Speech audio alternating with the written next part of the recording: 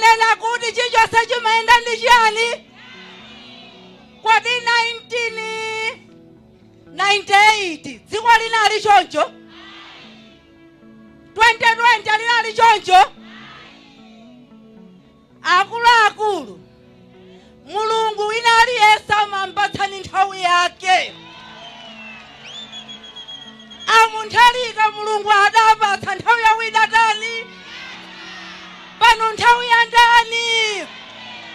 Ndiye ukakhala wanzeru ngati achina Gelezerida umangonyamuka kukasapota chimene Mulungu wapereka.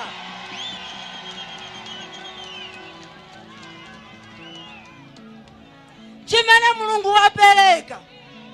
Komanso ndifuna kutsimikizireni, ena afe sitikanangonyamuka koma ntchito zachakwera. Afumu mumapempha, mumati ayi njala, ayi msewu, ayi stadium, ayi chakuti. Wotsutsa amapereka chitukuko?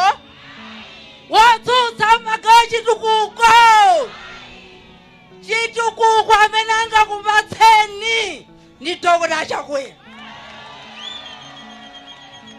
Ndipo nonse anthu akuno mafumu nonse ndinu anthu anzeru.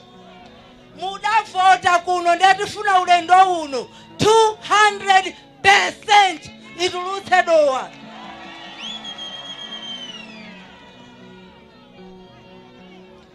Kodi wina adachoka mboma watuluka nukakhala kuchipyonkhera wabisala lelo kodi adali kuti potuluka sono?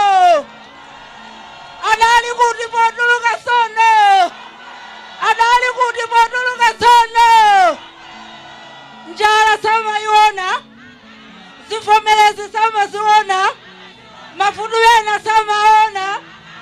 Koma anthu a dziko la Malawi palibe amene angakuthandizeni ndi president wa dziko lino. Komanso ine nali komweko. Mavuto a Chakwera adachita kuapeza. Anthu aja adali m'masamu amaphimba mavuto. Umaona ngati zinthu zili bwino, mavuto ali tho.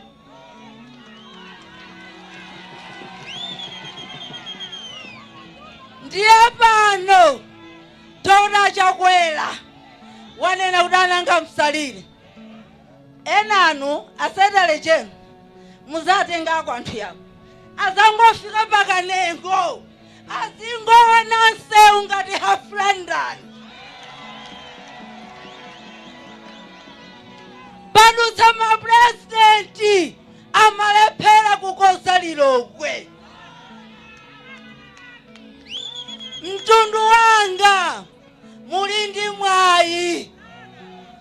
SG achokerako nduna ya local government. Kodaka mati mwayi.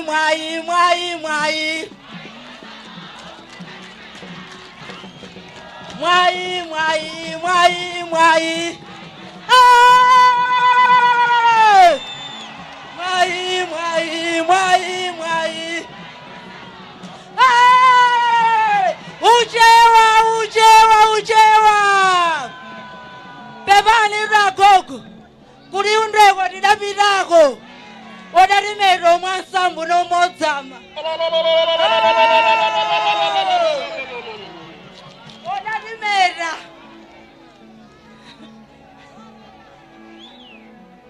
Kuri undrego tidapitako. Ngati njewa. Mwandipetsetse.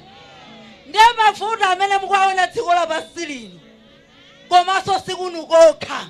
Olumbiri ku South Africa mupeza mafuta. Mpiri ku America mafuta. Ndalama siku magwa.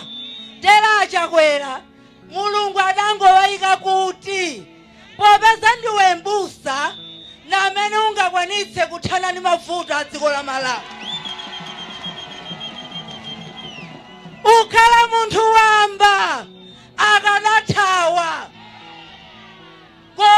munthu wa mulungu koma sijamanisangalatsa athonyozedwa sayanga athonyozedwa sadani pamene wena akabwera pansonkhano ababebebebebe zikomo kwambiri ambuye akudalitseni